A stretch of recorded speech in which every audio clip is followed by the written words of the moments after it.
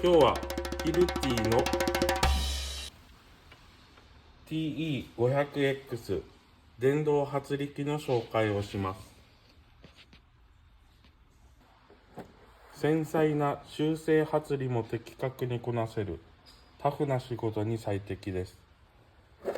また軽量小型設計などの評価があり、作業の継続性や取り回しの良さに好評です。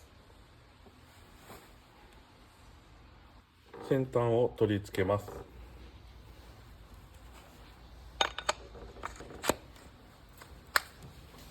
では実際にやってみます。